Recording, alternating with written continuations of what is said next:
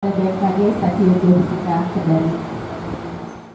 Masyarakat pesisir yang berada di Kecamatan Nambo, Kota Kendari diberi edukasi dalam menghadapi bencana gempa bumi yang kapan saja bisa terjadi. Badan Meteorologi, Klimatologi, dan Geofisika memberikan tips menghadapi bencana. Masyarakat harus mengetahui ada 3 hal yang perlu dilakukan saat sebelum dan setelah peristiwa gempa bumi terjadi. Pada saat gempa, warga tetap tenang dan jangan panik. Lalu segera mencari tempat perlindungan di bawah meja atau tempat aman lainnya. Kemudian warga dapat menyiapkan tas siaga bencana berisi dokumen penting, obat-obatan, dan makanan siap saji. Terakhir, masyarakat harus mengetahui cara akses informasi dari BMKG, khususnya yang tinggal di wilayah pesisir, karena dinilai rentan akan dampak tsunami. Setelah terjadi gempa bumi, untuk yang sebelum misalnya kita bisa mempersiapkan diri kita sendiri, mulai dari memahami konsep dari evakuasi mandiri. Jadi kita harus tahu apa yang harus kita lakukan.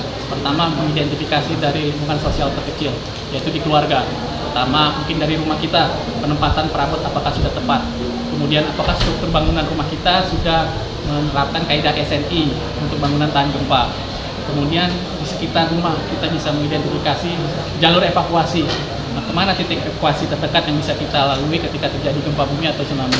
Kemudian, apakah sudah ada rambu-rambu dari pemerintah daerah atau masyarakat setempat untuk memandu masyarakat ketika terjadi gempa bumi ke titik evakuasi terdekat.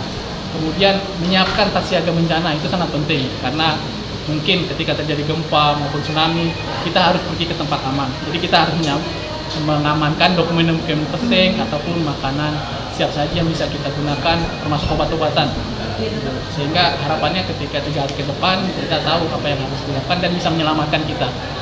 Kalau di Sultra sendiri itu Kota Kendari itu kategori menengah karena di Kota Kendari itu ada sesar yang melintas di Kota Kendari namanya sesar Kendari North segmen utara. Itu di daerah mana?